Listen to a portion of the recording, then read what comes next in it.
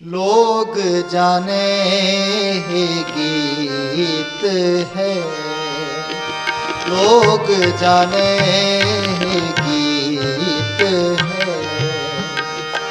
ये तो ब्रह्म विचार, ये तो ब्रह्म विचार। लोग जाने ही गीत है, लोग जाने ही गीत है, लोग जाने। गुरु जी का खालसा वाहिगुरु जी की फतेह। अंग है 491। ਹੁਣ तक 5 शब्द गूजरी राग ਵਿੱਚ संपूर्ण होए ने। गूजरी महला तीजा। राम राम सब को कहे, कहे राम न होए। गुर प्रसादी राम मन वसै, तां फल पावै कोए। गूजरी महला तीजा। राम राम सब को कहे, कहया राम ना होए। गुर प्रसादी राम मन वसै, तां फल पावै कोए।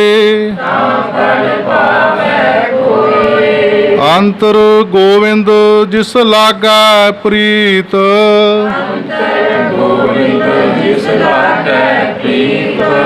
हर तिस कदे ना विसरै, हर हर करै सदा मन चीत।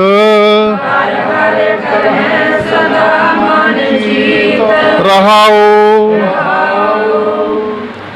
गूजरी महला तीजा। राम राम सब को कहे, कहे राम न होए। गुर प्रसादी राम मन वसै, तां फल पावै कोए। तीजे पातशाह बाबा अमरदास जी महाराज जी कहते सिमਰਨ ਤੇ ਸਾਰੀ ਕਰਦੇ ਨੇ, ਕੱਲਾ ਮੁੱਖੋਂ ਕਰਨ ਨਾਲ ਗੱਲ ਨਹੀਂ ਬਣੇਗੀ।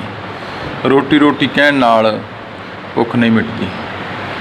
ਰਾਮ ਰਾਮ ਸਭ ਕੋ ਕਹੈ, ਕਹਿੰਦੇ ਸਾਰੀ ਨੇ, ਸਾਰੀ ਪ੍ਰਮਾਤਮਾ ਦਾ ਲੈਂਦੇ ਨੇ ਨਾਮ ਤੇ, ਪਰ ਇਕੱਲੇ ਕਹਿਣ ਨਾਲ ਕੀ ਗਲੇ ਬਣੇਗੀ ਗੱਲ। ਕਿਉਂਕਿ ਜਿਨ ਮਨ ਹੋਰ ਮੁਖ ਹੋਰ, ਮਨ ਕਿਸੇ ਹੋਰ ਪਾਸੇ ਜਾ ਰਿਹਾ ਹੈ, ਮੂੰਹ ਕੁਝ ਹੋਰ ਕਹਿ ਰਿਹਾ ਹੈ।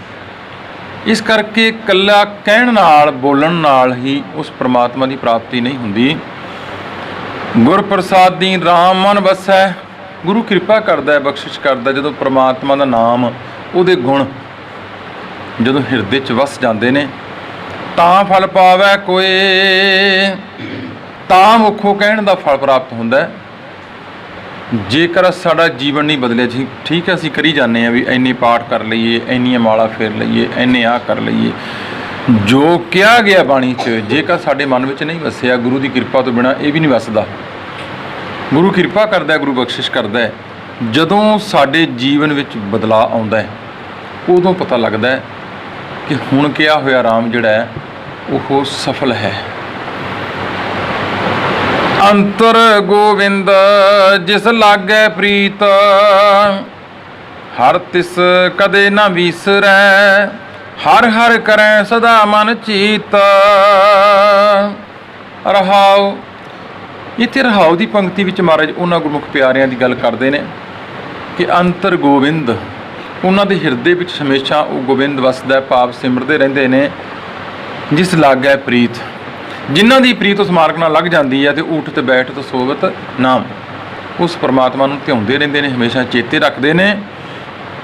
ਹਰ ਤਿਸ ਕਦੇ ਨਾ ਵਿਸਰੈ, ਉਹਨਾਂ ਨੂੰ ਹਰੀ ਕਦੇ ਵਿਸਰਦਾ ਹੀ ਨਹੀਂ। ਹਰ ਹਰ ਕਰੈ ਸਦਾ ਮਨ ਚੀਤ, ਉਹ ਹਮੇਸ਼ਾ ਹੀ ਉਹ ਪ੍ਰਮਾਤਮਾ ਨੂੰ ਸਿਮਰਦੇ ਰਹਿੰਦੇ ਨੇ, ਮਨ ਕਰਕੇ, ਚਿੱਤ ਕਰਕੇ, ਅੰਦਰ ਤੋਂ ਚੇਤਨਤਾ ਨਾਲ ਸੁਚੇਤ ਹੋ ਕੇ ਉਸ ਵਾਹਿਗੁਰੂ ਅਕਾਲ ਪੁਰਖ ਨੂੰ ਉਹ ਧਿਆਉਂਦੇ ਨੇ, ਰਾਮ ਨੂੰ। ਹਾਂਜੀ। ਹਿਰਦੈ ਜਿਨ ਕੈ ਕਪਟ ਹੈ ਕਪਟ ਵਸੈ।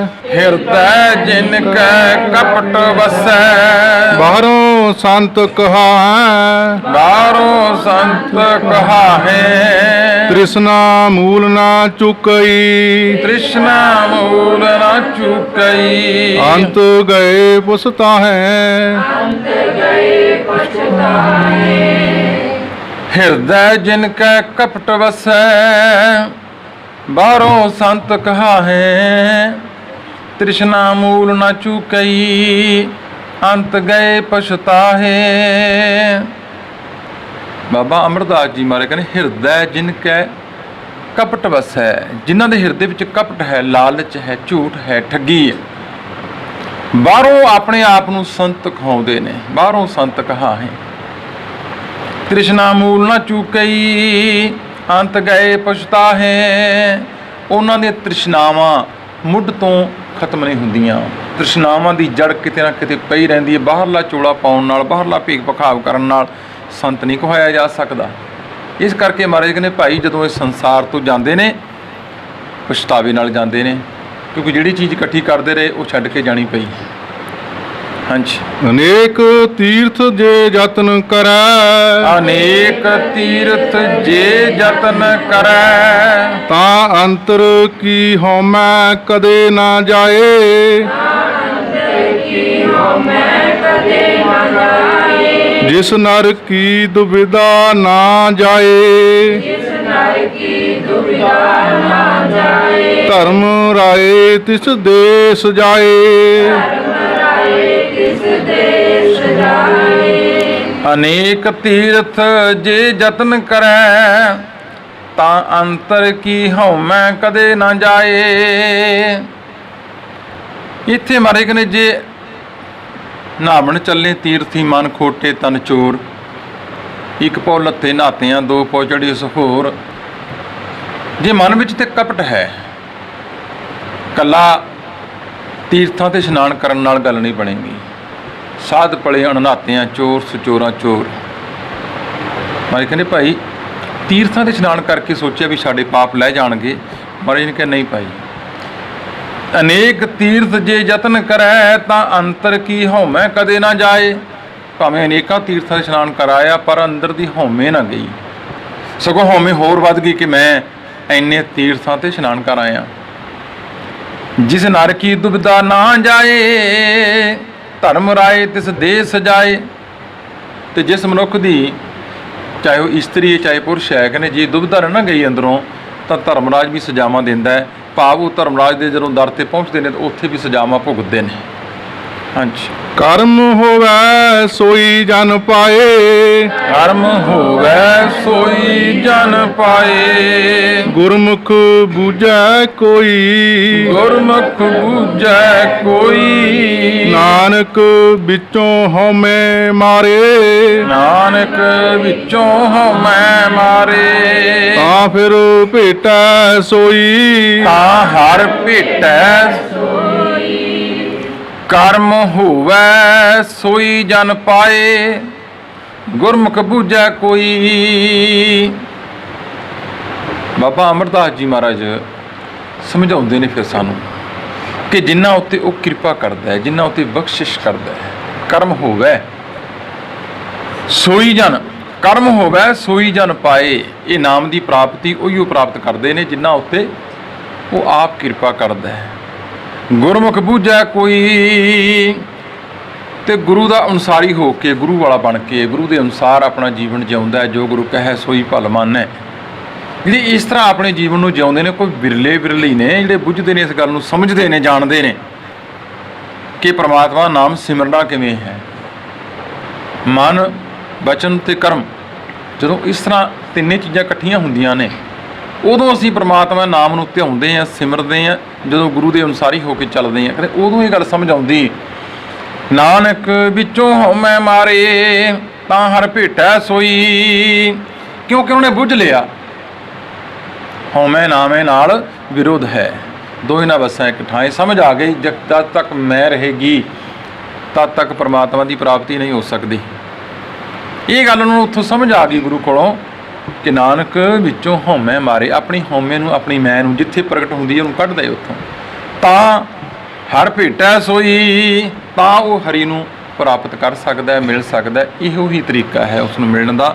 ਇਕੱਲੇ ਮੁੱਖੋਂ ਰਾਮ ਰਾਮ ਕਰਨ ਨਾਲ, ਤੋਤਾ ਰਟਨ ਕਰਨ ਨਾਲ ਪ੍ਰਾਪਤੀ ਨਹੀਂ ਹੁੰਦੀ। ਹਾਂਜੀ। ਗੂਜਰੀ ਮਹੱਲਾ ਤੀਜਾ। ਗੂਜਰੀ ਮਹੱਲਾ ਤੀਜਾ।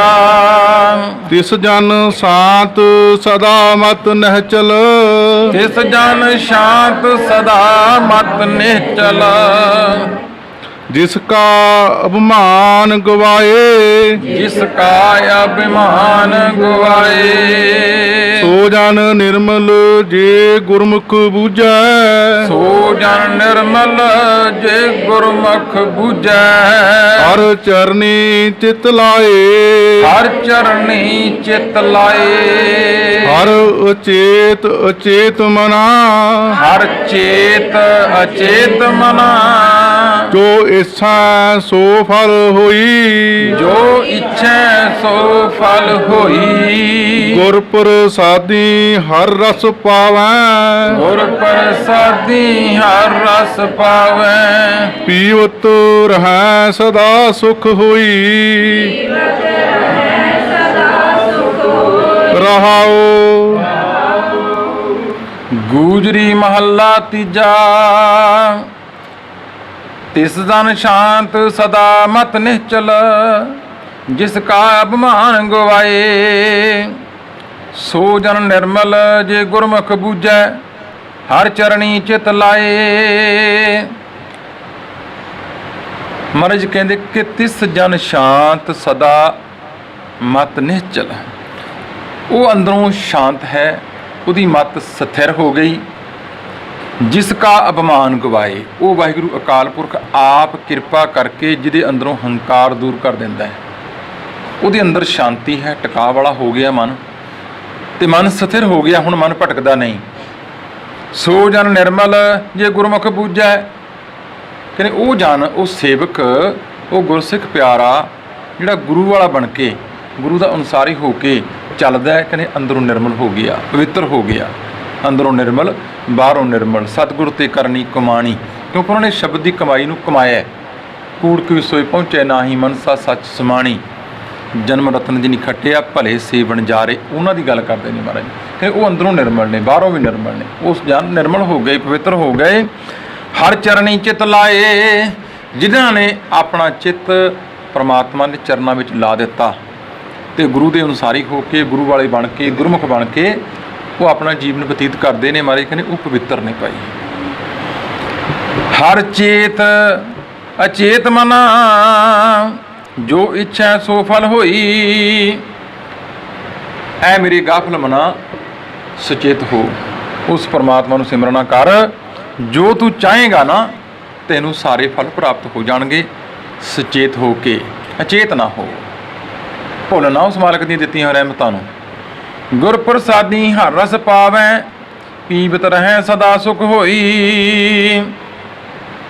ਜਿੱਥੇ ਤੂੰ ਇੰਨੇ ਰਸ ਚੱਕਦਾ ਹੈ, ਇਹਨਾਂ ਰਸਾਂ ਕਸ਼ਾਂ ਦੇ ਪਿੱਛੇ ਦੌੜਿਆ ਫਿਰਦਾ ਹੈ, ਕਿ ਜਦੋਂ ਗੁਰੂ ਕਿਰਪਾ ਕਰੇਗਾ, ਨਾਮ ਜਪਣਾ ਕਰ, ਸਿਮਰਨਾ ਕਰ, ਪਵਿੱਤਰ ਹੋ ਕੇ ਤੈਨੂੰ ਇਹ ਹਰ ਰਸ ਪ੍ਰਾਪਤ ਹੋ ਜਾਏਗਾ, ਨਾਮ ਰਸ ਪ੍ਰਾਪਤ ਹੋ ਜਾਏਗਾ, ਜਿਹਨੂੰ ਪੀਣ ਨਾਲ ਤੂੰ ਸਦਾ ਹੀ ਸੁੱਖ ਪ੍ਰਾਪਤ ਕਰ ਲਏਗਾ। ਸਦੀਵੀ ਸੁੱਖ ਹੈ, ਐਸਾ ਸੁੱਖ ਕਿ ਉਹਦੇ ਵਿੱਚ ਦੁੱਖ ਦਾ ਕੋਈ ਅੰਸ਼ ਹੀ ਨਹੀਂ ਰਹੇਗਾ।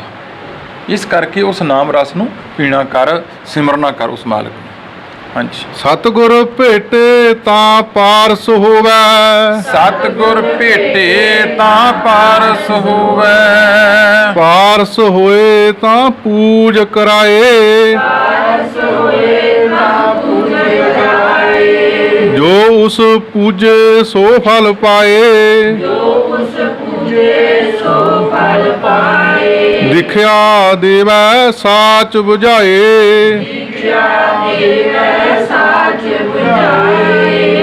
ਸਤਿਗੁਰ ਭੇਟੇ ਤਾਂ ਪਾਰਸ ਹੋਵੈ, ਪਾਰਸ ਹੋਏ ਤਾਂ ਪੂਜ ਕਰਾਏ। ਅਗਲੀ ਗੱਲ ਮਹਾਰਾਜ ਨੇ ਕੀਤੀ ਕਿ ਸਤਿਗੁਰ ਭੇਟੇ, ਜੇ ਆਪਣੇ ਆਪ ਨੂੰ ਸਤਿਗੁਰੂ ਨੂੰ ਮਿਲੇ, ਭੇਟ ਕਰਨਾ ਹੁੰਦਾ, ਆਪਣੇ ਆਪ ਨੂੰ ਕੁਰਬਾਨ ਕਰ ਦੇਣਾ, ਆਪਣੇ ਆਪ ਨੂੰ ਪੇਸ਼ ਕਰਨਾ। ਜਦੋਂ ਆਪਣੇ ਆਪ ਨੂੰ ਭੇਟਾ ਕਰ ਦਿੱਤਾ ਗੁਰੂ ਦੇ, ਕਹਿੰਦੇ ਤਾਂ ਪਾਰਸ ਹੋ ਗਿਆ, ਗੁਣਾ ਵਾਲਾ ਹੋ ਗਿਆ। ਬਿਨ ਗੁਣ ਕੀਤੇ ਭਗਤ ਨਾ ਹੋਏ। ਕਹਿੰਦੇ ਐਸਾ ਗੁਣਵਾਨ ਹੋਇਆ ਜਿਸ ਤਰ੍ਹਾਂ ਪਾਰਸ ਹੁੰਦਾ, ਜਿਹਨੂੰ ਪਾਰਸ ਨੂੰ ਕਿਸੇ ਲੋਹੇ ਨਾਲ ਛੋਹ ਦਈਏ, ਮੰਨਿਆ ਜਾਂਦਾ ਇਹ ਗੱਲ ਕਿ ਉਹ ਸੋਨਾ ਹੋ ਜਾਂਦਾ ਹੈ। ਇਸੇ ਤਰ੍ਹਾਂ ਹੀ ਇਹੋ ਜਿਹੇ ਗੁਣਾਂ ਵਾਲਾ ਬਣ ਗਿਆ ਸਤਿਗੁਰੂ ਨੂੰ ਮਿਲ ਕੇ ਕਿ ਜੇ ਕੋਈ ਉਹਦੇ ਕੋਲ ਬਹਿੰਦਾ ਹੈ ਤਾਂ ਉਹਦੇ ਕੋਲੋਂ ਗੁਣ ਪ੍ਰਾਪਤ ਕਰ ਲੈਂਦਾ ਹੈ। ਕਹਿੰਦੇ ਲੋਕ ਉਹਦੀ ਪੂਜਾ ਕਰਨ ਲੱਗ ਪਏ, ਲੋਕ ਉਹਦਾ ਸਤਿਕਾਰ ਕਰਨ ਲੱਗ ਪਏ। ਤਾਂ ਪੂਜ ਕਰਾਏ ਜੋ ਉਸ ਪੂਜੇ ਸੋ ਫਲ ਪਾਏ, ਦੀਖਿਆ ਦੇਵੈ ਸਾਚ 부ਝਾਏ। ਅਗਲੀ ਅਵਸਥਾ ਕੀ ਹੋ ਗਈ ਉਹਦੀ ਕਿ ਆਪ ਜਪੈ ਅਵਰਾ ਨਾਮ ਜਪਾਵੇ। ਜੋ ਉਹਨੂੰ ਪੂਜਦਾ, ਪੂਜਣਾ ਭਾਵ ਜੋ ਉਹਦਾ ਸਤਿਕਾਰ ਕਰਦੇ ਨੇ, ਉਹਦਾ ਮਾਣ ਕਰਦੇ ਨੇ, ਉਹ ਉਹਦੇ ਕੋਲੋਂ ਫਲ ਪ੍ਰਾਪਤ ਕਰ ਲੈਂਦੇ ਨੇ। ਇਸ ਕਰਕੇ ਮੈਂ ਕਹਿੰਦਾ ਦੀਖਿਆ ਦੇਵੈ, ਉਹ ਦੂਜਿਆਂ ਨੂੰ ਵੀ ਸਿੱਖਿਆ ਦਿੰਦਾ ਹੈ ਤੇ ਸੱਚ ਨੂੰ ਬੁਝਾਉਂਦਾ ਹੈ, ਸਮਝਾਉਂਦਾ ਹੈ ਚੰਗੀ ਤਰ੍ਹਾਂ ਸੱਚ ਬਾਰੇ, ਭਾਵ ਗੁਰਬਾਣੀ ਬਾਰੇ ਹੋਰਾਂ ਨੂੰ ਵੀ ਦੱਸਣ ਲੱਗ ਜਾਂਦਾ ਹੈ, ਜਿਨ੍ਹਾਂ ਉੱਤੇ ਉਹ ਆਪ ਕਿਰਪਾ ਕਰਦਾ ਵਾਹਿਗੁਰੂ ਅਕਾਲ ਪੁਰਖ ਉਹਨੂੰ ਪਾਰਸ ਬਣਾ ਦਿੰਦਾ ਹੈ ਜਦੋਂ ਅਸੀਂ ਸਤਿਗੁਰੂ ਨੂੰ ਮਿਲਦੇ ਹਾਂ। ਹਾਂਜੀ। ਬਿਨ ਪਾਰਸੈ ਪੂਜ ਨਾ ਹੋਵਈ, ਬਿਨ ਪਾਰਸੈ ਪੂਜ ਨਾ ਹੋਵਈ। ਬਿਨ ਮਨ ਪਰਚੇ ਅਬਰਾ ਸਮਝਾਏ, ਬਿਨ ਮਨ ਪਰਚੇ ਅਬਰਾ ਸਮਝਾਏ। ਗੁਰੂ ਸਦਾਏ ਅਗਿਆਨੀ ਅੰਧਾ, ਗੁਰੂ ਸਦਾਏ ਅਗਿਆਨੀ ਅੰਧਾ। ਕਿਸ ਉਹ ਮਾਰਗ ਪਾਏ। ਅਗਲੀ ਗੱਲ ਬਾਬਾ ਅਮਰਦਾਸ ਜੀ ਨੇ ਬੜੀ ਸਪਸ਼ਟ ਕੀਤੀ, ਬਿਨ ਪਾਰਸੈ ਪੂਜ ਨਾ ਹੋਵਈ, ਬਿਨ ਮਨ ਪਰਚੇ ਅਵਰਾ ਸਮਝਾਏ। ਕਿਉਂਕਿ ਗੁਣਾਂ ਤੋਂ ਬਿਨਾ ਨਾਮ ਦੀ ਪ੍ਰਾਪਤੀ ਨਹੀਂ ਹੋ ਸਕਦੀ। ਬਿਨ ਗੁਣ ਕੀਤੇ ਭਗਤ ਨਾ ਹੋਏ, ਨਹੀਂ ਹੋ ਸਕਦੀ। ਜਦ ਤੱਕ ਉਹ ਗੁਣ ਆਪਣੇ ਅੰਦਰ ਪੈਦਾ ਨਹੀਂ ਕੀਤੇ, ਪਹਿਲਾਂ ਤਾਂ ਆਪਣਾ ਮਨ ਹੀ ਨਹੀਂ ਪਰਚਿਆ। ਹੁਣ ਮੈਂ ਕਹਿੰਦਾ ਦੇਖਾ ਦੇਖੀ ਸਭ ਕਰੈ ਮਨਮੁਖ ਬੂਝ ਨਾ ਪਾਏ।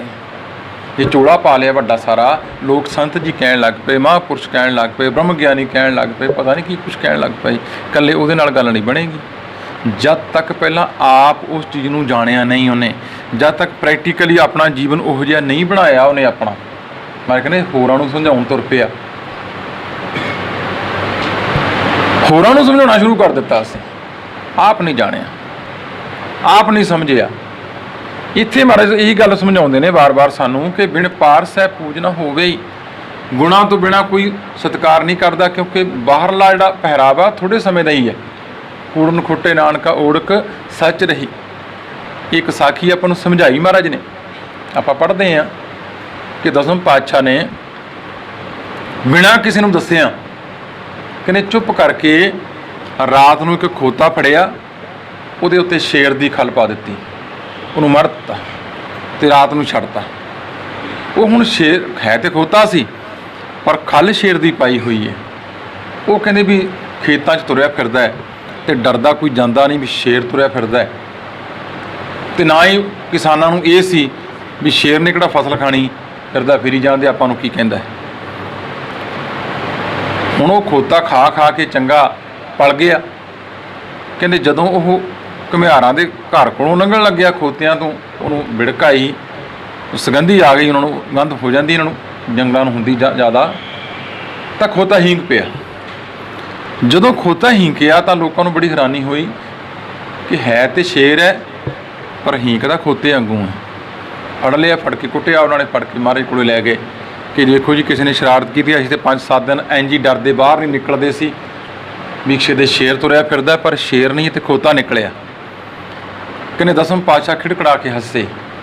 ਉਹ ਕਹਿੰਦੇ ਤੁਹਾਨੂੰ ਸਮਝਾਉਣ ਵਾਸਤੇ ਹੀ ਜੇ ਕੱਲੀ ਉੱਪਰਲੀ ਬਾਹਰਲੀ ਖਾਲੀ ਪਾ ਕੇ ਤੇ ਫਿਰੋ ਨਾ ਸਿੰਘਾਂ ਵਾਲੀ, ਤੇ ਅੰਦਰੋਂ ਬਿਰਤੀ ਖੋਤੇ ਵਾਲੀ, ਤੇ ਇੰਝ ਹੀ ਕੁੱਟ ਖਾਓਗੇ, ਇੰਝ ਹੀ ਕੁੱਟ ਖਾਓਗੇ। ਕਹਿੰਦੇ ਫਿਰ ਇੱਥੇ ਵੀ ਹੁਣ ਤੀਜੇ ਪਾਤਸ਼ਾਹ ਵੀ ਇਹੀ ਗੱਲ ਸਮਝਾ ਰਹੇ ਨੇ ਕਿ ਬਿਨ ਪਾਰਸ ਹੈ ਪੂਜ ਨਾ ਹੋ ਬਈ, ਬਿਨ ਮਨ ਪਰਚੇ। ਆਪਣਾ ਤੇ ਮਨ ਪਰਚਿਆ ਨਹੀਂ, ਆਪਣੇ ਮਨ ਦਾ ਤਾਂ ਯਕੀਨ ਆਇਆ ਕੋਈ ਨਹੀਂ, ਪਰ ਹੋਰਾਂ ਨੂੰ ਸਮਝਾਉਣ ਲੱਗ ਪਿਆ। ਪਹਿਲਾਂ ਆਪ ਨੂੰ ਤੇ ਪਤਾ ਨਹੀਂ, ਆਪ ਤੇ ਗੁਰਮਤਿ ਤੇ ਤੁਰਿਆ ਹੀ ਕੋਈ ਨਹੀਂ। ਅਬਰ ਉਪਦੇਸਾ ਆਪ ਨਾ ਕਰੈ, ਆਵਤ ਜਾਵਤ ਜਨਮੈ ਮਰੈ। ਮੈਂ ਕਹਿੰਦੇ ਜੰਮਣ ਮਰਨ ਦੇ ਗੇੜ 'ਚ ਪਿਆ ਰਹੇਗਾ। ਗੁਰੂ ਸਦਾਏ ਅਗਿਆਨੀ ਅੰਧਾ, ਕਹਿੰਦੇ ਗਿਆਨ ਤੋਂ ਹੀਣਾ ਆਪ ਤੇ ਅੰਨਾ, ਆਪ ਤੋਂ ਗਿਆਨ ਤੋਂ ਸਖਣਾ ਤੇ ਆਪਣੇ ਆਪ ਨੂੰ ਗੁਰੂ ਸਵਾਉਂਦਾ ਹੈ। ਸਤਿਗੁਰੂ ਖਵਾਉਣ ਲੱਗ ਪਿਆ, ਬੜਾ ਕੁਝ ਖਵਾਉਣ ਲੱਗ ਪਏ। ਆਪਾਂ ਵੇਖਦੇ ਹੁਣ ਤਾਂ ਖੈਰ ਸਿੱਖ ਘੱਟ ਤੇ ਗੁਰੂ ਜ਼ਿਆਦੇ ਨੇ ਸ਼ਹਿਰ। ਤੇ ਮਹਾਰਾਜ ਕਹਿੰਦੇ ਆਪਣੇ ਆਪ ਨੂੰ ਗੁਰੂ ਖਵਾਉਣ ਲੱਗ ਪਿਆ। ਕਿਸੋ ਮਾਰਗ ਪਾਏ, ਸਵਾਲ ਕਰ ਦਿੱਤਾ ਮਹਾਰਾਜ ਨੇ। ਫਿਰ ਭਾਈ ਉਹ ਕਿਹਨੂੰ ਮਾਰਗ ਪਾ ਦੇਗਾ, ਕਿਹਨੂੰ ਰਾਹ ਤੇ ਪਾ ਦੇਗਾ, ਕਿ ਕੋ ਆਪ ਭੜਕਦਾ ਤੁਰਿਆ ਫਿਰਦਾ ਹੈ ਜੇ, ਉਹ ਹੋਰਾਂ ਨੂੰ ਕਿਵੇਂ ਮਾਰਗ ਪਾ ਸਕਦਾ ਜਦ ਤੱਕ ਪਹਿਲਾਂ ਆਪ ਨਹੀਂ ਉਹ ਜੀਵਨ ਨੂੰ ਅਪਣਾਉਂਦਾ, ਜਦ ਤੱਕ ਆਪ ਉਸ ਰਾਹ ਤੇ ਨਹੀਂ ਤੁਰਦਾ ਤਦ ਤੱਕ ਹੋਰਾਂ ਨੂੰ ਕਿਵੇਂ ਸਮਝਾ ਸਕਦਾ ਹੈ। ਹਾਂਜੀ, ਨਾਨਕ ਬਿਨ ਨਦਰੀ ਕਿਛੂ ਨਾ ਪਾਈਐ, ਨਾਨਕ ਬਿਨ ਨਦਰੀ ਕਿਛੂ ਨਾ ਪਾਈਐ, ਜਿਸ ਨਦਰ ਕਰੇ ਸੋ ਪਾਏ, ਜਿਸ ਨਦਰ ਕਰੇ ਸੋ ਪਾਏ, ਗੁਰ ਪ੍ਰਸਾਦੀ ਦੇ ਵਡਿਆਈ, ਗੁਰ ਪ੍ਰਸਾਦੀ ਦੇ ਵਡਿਆਈ, ਆਪਣਾ ਸ਼ਬਦ ਵਰਤਾਏ। ਜੇ ਕੋਈ ਕਹੇ ਕਿ ਮੈਂ ਇੰਨੇ ਚਿਰ ਤੋਂ ਪਾਠ ਕਰਦਾ ਆ ਰਿਹਾ, ਇੰਨੇ ਚਿਰ ਤੋਂ ਵਿਚਾਰ ਕਰਦਾ ਆ ਰਿਹਾ ਕਿ ਮੈਂ ਇਹ ਕੰਮ ਕਰ ਸਕਦਾ, ਦੁਨੀਆ ਨੂੰ ਤੇ ਪਿੱਛੇ ਲਾ ਸਕਦੇ ਆ, ਇਹ 'ਚ ਕੋਈ ਸ਼ੱਕ ਨਹੀਂ। ਦਾਸ ਨੇ ਬਹੁਤ ਵਾਰੀ ਗੱਲ ਕਹੀ ਹੈ ਕਿ ਬੋਲਣਾ ਇੱਕ ਕਲਾ ਹੈ। ਕਲਾ ਹੈ, ਆਪਣੀ ਇਸ ਬੋਲਾਂ ਦੁਆਰਾ, ਇਸ ਸ਼ਬਦਾਂ ਦੁਆਰਾ, ਇਹ ਕਲਾ ਦੁਆਰਾ ਤੁਸੀਂ ਲੋਕਾਂ ਨੂੰ ਪਿੱਛੇ ਲਾ ਸਕਦੇ ਹੋ, ਲੋਕਾਂ ਨੂੰ ਰਵਾ ਸਕਦੇ ਹੋ, ਰੋਂਦਿਆਂ ਨੂੰ ਹਸਾ ਸਕਦੇ ਹੋ। ਕਲਾ ਹੈ, ਸ਼ਬਦਾਂ 'ਚ ਬੜੀ ਕਲਾ ਹੈ। ਪਰ ਇੱਥੇ ਮਹਾਰਾਜ ਕਹਿੰਦੇ ਉਹ ਗੱਲ ਨਹੀਂ ਹੈ। ਨਾਨਕ ਬਿਨ ਨਦਰੀ ਕਿਛੂ ਨਾ ਪਾਈ ਹੈ। ਇਹ ਨਾਮ ਦੀ ਪ੍ਰਾਪਤੀ ਤੀਜੇ ਪਾਤਸ਼ਾਹ ਮਹਾਰਾਜ ਕਹਿੰਦੇ ਭਾਈ ਉਹਦੀ ਨਜ਼ਰ ਤੋਂ ਬਿਨਾਂ, ਉਸ ਵਾਹਿਗੁਰੂ ਅਕਾਲ ਪੁਰਖ ਦੀ ਨਜ਼ਰ ਤੋਂ ਬਿਨਾਂ ਕੋਈ ਚੀਜ਼ ਪ੍ਰਾਪਤ ਨਹੀਂ ਹੋ ਸਕਦੀ। ਜੇ ਕੋਈ ਕਹੇ ਕਿ ਮੈਂ ਆਪ ਕਰ ਲਵਾਂਗਾ ਇਹ ਕੰਮ, ਕਿਉਂਕਿ ਉੱਥੇ ਤਾਂ ਮੈਂ ਆ ਗਈ ਵਿੱਚ ਕਿ ਮੈਂ ਕਰ ਲਵਾਂਗਾ, ਆਪਣ ਲੀਆ ਜੇ ਮਿਲੈ ਵਿਛੜ ਕਿਉਂ ਰਵਨ। ਜੇ ਅਸੀਂ ਆਪ ਹੀ ਕਰਨ ਜੋਗੇ ਹੁੰਦੇ ਫਿਰ ਰੋਂਦੇ ਕਿਉਂ, ਫਿਰ ਤੇ ਕਰ ਲੈਂਦੇ ਕਦੋਂ ਦੇ। ਤੇ ਮਹਾਰਾਜ ਜੀ ਇੱਥੇ ਸਮਝਾਉਂਦੇ ਨੇ ਸਾਨੂੰ ਇਹ ਗੱਲ ਪੂਰੀ ਤਰ੍ਹਾਂ ਕਿ ਭਾਈ ਵਿਣ ਨਦਰੀ ਕਿਛੂ ਨਾ ਪਾਈਐ, ਜਿਸ ਨਦਰ ਕਰੇ ਸੋ ਪਾਏ। ਜਿਹਦੇ ਉੱਤੇ ਵਾਹਿਗੁਰੂ ਅਕਾਲ ਪੁਰਖ ਨਦਰ ਕਰਦਾ ਹੈ, ਇਹ ਨਾਮ ਦੀ ਦਾਤ ਉਹ ਹੀ ਪ੍ਰਾਪਤ ਕਰਦੇ ਨੇ। ਸਾਹਿਬ ਹੱਥ ਵਡਿਆਈਆਂ ਜਿਸ ਭਾਵ ਹੈ ਤਿਸ ਦੇ, ਦਾਤ ਹੈ ਦਾਤ ਰੱਖੀ ਹੱਥ ਆਪਣੇ, ਉਸ ਮਾਲਕ ਦੇ ਆਪਣੇ ਹੱਥ ਵਿੱਚ। ਮੁਕਤ ਜੁਗਤ ਭੁਗਤ ਦਾ ਦਾਤਾ ਉਹ ਵਾਹਿਗੁਰੂ ਅਕਾਲ ਪੁਰਖ ਹੈ, ਬੰਦਾ ਨਹੀਂ ਹੈ। ਜੇ ਕੋਈ ਬੰਦਾ ਕਿਸੇ ਦਾ ਸੇਵਕ ਬਣਨ ਦੀ ਕੋਸ਼ਿਸ਼ ਕਰਦਾ ਹੈ, ਮਰ ਕਹਿੰਦੇ ਮਨਮੁਖ ਹੈ ਭਾਈ, ਮਨਮੁਖ ਹੋਏ ਬੰਦੇ ਦਾ ਬੰਦਾ। ਕਿਉਂਕਿ ਉਹਦੇ ਆਪ ਅੱਗੋਂ ਜਿਹੜਾ ਬੰਦਾ ਕਿਸੇ ਹੋਰ ਤੋਂ ਚੀਜ਼ ਪ੍ਰਾਪਤ ਕਰ ਰਿਹਾ ਕਿਸੇ ਬੰਦੇ ਕੋਲੋਂ, ਇਟ ਮੀਨ ਉਹਦੇ ਕੋਲੇ ਆਪਣੇ ਕੋਲੇ ਕੁਝ ਨਹੀਂ ਸੀ। ਇਸ ਕਰਕੇ ਉਹ ਵਾਹਿਗੁਰੂ ਅਕਾਲ ਪੁਰਖ ਆਪ ਕਿਰਪਾ ਕਰਕੇ ਬਖਸ਼ਿਸ਼ ਕਰਦਾ ਹੈ ਜਿਨ੍ਹਾਂ ਉੱਤੇ, ਤੇ ਉਹ ਹੀ ਉਹਨੂੰ ਪ੍ਰਾਪਤ ਕਰਦੇ ਨੇ। ਗੁਰ ਪ੍ਰਸਾਦੀ ਦੇ ਵਡਿਆਈ, ਤੇ ਗੁਰੂ ਕਿਰਪਾ ਕਰਦਾ ਹੈ, ਉਹ ਵਡਿਆਈ ਦਿੰਦਾ ਫਿਰ ਨਾਮ ਦੀ। ਗੁਰੂ ਦੀ ਕਿਰਪਾ ਨਾਲ ਉਹ ਵਾਹਿਗੁਰੂ ਅਕਾਲ ਪੁਰਖ ਇਹ ਨਾਮ ਦੀ ਵਡਿਆਈ ਦਿੰਦਾ ਹੈ। ਆਪਣਾ ਸ਼ਬਦ ਵਰਤਾਏ, ਉਦੋਂ ਉਹ ਆਪਣੇ ਸ਼ਬਦ ਨੂੰ ਸ਼ਬਦ ਤੋਂ ਭਾਵ ਹੈ ਆਪਣੀ ਵਿਚਾਰਧਾਰਾ, ਜੋ ਗੁਰੂ ਨੇ ਜੀਵਨ ਜਿਉਇਆ, ਗੁਰੂ ਦੇ ਜੀਵਨ ਨੂੰ ਵੇਖ ਕੇ ਉਹਦੇ ਅੰਦਰ ਉਹੀ ਵਰਤਾਰਾ ਵਰਤ ਜਾਂਦਾ ਹੈ। ਭਾਵ ਉਹ ਗੁਰੂ ਦੇ ਦੱਸੇ ਉੱਤੇ ਇੰਨ ਬਿੰਨ ਚੱਲ ਪੈਂਦਾ ਤੇ ਉਸ ਅਵਸਥਾ ਤੇ ਪਹੁੰਚ ਜਾਂਦਾ ਹੈ ਜਦੋਂ ਉਹ ਕਿਰਪਾ ਕਰਦਾ ਹੈ, ਜਦੋਂ ਉਹ ਬਖਸ਼ਿਸ਼ ਕਰਦਾ ਹੈ। ਉਹਦੀ ਬਖਸ਼ਿਸ਼ ਤੋਂ ਬਿਨਾਂ, ਉਹਦੀ ਕਿਰਪਾ ਤੋਂ ਬਿਨਾਂ ਕੁਝ ਵੀ ਪ੍ਰਾਪਤ ਨਹੀਂ ਹੋ ਸਕਦਾ। ਵਾਹਿਗੁਰੂ ਵਾਹਿਗੁਰੂ। मेरे राम हम बारक हर प्रभ के हैं ए आणे, हम बारक हर प्रभ के हैं ए आणे।